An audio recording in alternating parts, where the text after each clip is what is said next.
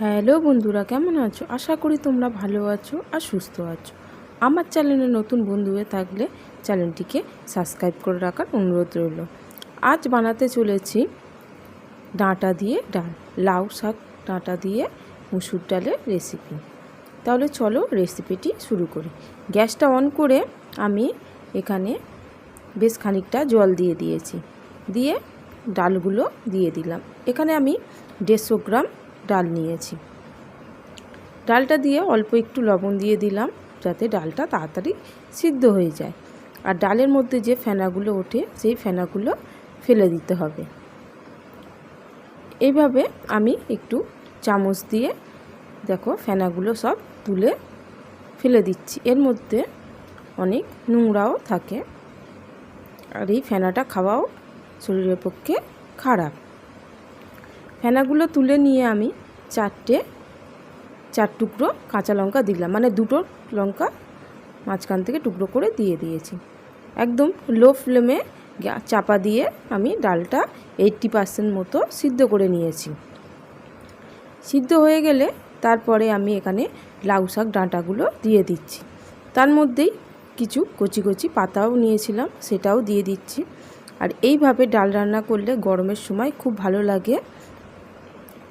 আর লাউ তো শরীরের পক্ষে খুবই উপকারী একটি সবজি। আর লাউ ডাঁটার মধ্যে অনেক পুষ্টিগুণও থাকে। লাউ শাক বা লাউ ডাঁটা খুবই ঠান্ডা, খাওয়া খুব ভালো, শরীরের পক্ষে খুবই উপকারী। আর গরমের সময় এরকম হালকা পাতলা রান্নাই ভালো লাগে। আমি ডাঁটাটা দিয়ে একটু চাপা দিয়ে রেখেছিলাম, তারপর একটু নেড়ে সাইড করে দিলাম।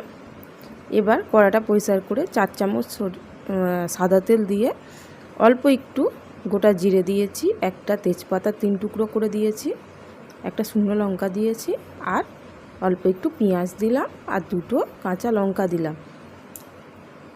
কাঁচা লঙ্কাটা 2 টুকরো করে দিয়েছি। এবার ভালো করে ফোড়নটা ভেজে নিতে হবে।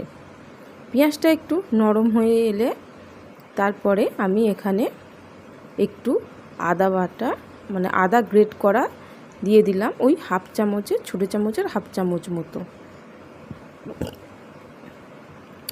এবার একটা মিডিয়াম সাইজের টমেটো ছোট টুকরো করে দিয়ে একটু চাপা দিয়ে দিলাম। চাপাটা দিলে টমেটোটা খুব সুন্দরভাবে নরম হয়ে আসে। এভাবে একটু ভালো করে নেড়ে চেড়ে নিতে হবে।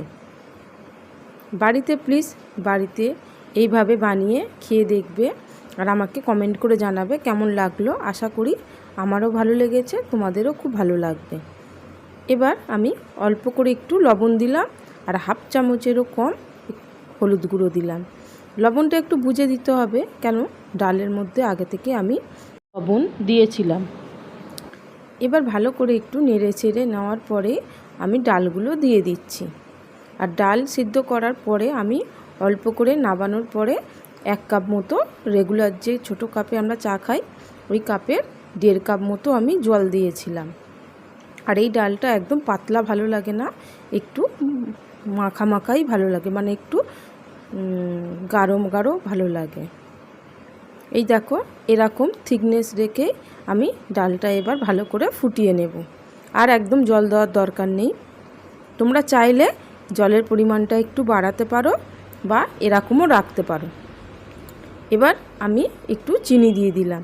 এই ডালটা একটু মিষ্টি মিষ্টিই ভালো লাগে, তাই একটু চিনি দিলাম। তোমরা যদি মনে করো যে চিনিটা দেবে না, তাহলে চিনিটা স্কিপ করতে পারো, এতেও ভালো লাগবে খেতে।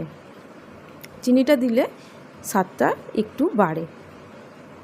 এবার ভালো করে একটু ফুটিয়ে নিতে হবে। এবার এই সময় একটু লবণটা আমি দেখে নিচ্ছি ঠিক আছে কি না। হ্যাঁ, একদমই ঠিক আছে। এবার একটু 5 মিনিট ভালো করে ফুটিয়ে নেব। একটু নেড়ে চেড়ে ভালো করে ফুটিয়ে নিলেই রেডি। আশা করি বন্ধুরা আমার এই ডাল ডাঁটার রেসিপিটি তোমাদের ভালো লেগেছে।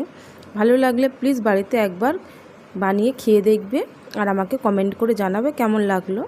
আর আমার এই ছোট্ট রান্নাঘরের রান্নাগুলো যদি তোমাদের ভালো লেগে থাকে তাহলে আমাদের চ্যানেলটিকে সাবস্ক্রাইব করে রাখবে আর লাইক কমেন্ট শেয়ার করতে একদম ভুলবে না। আজ আসি।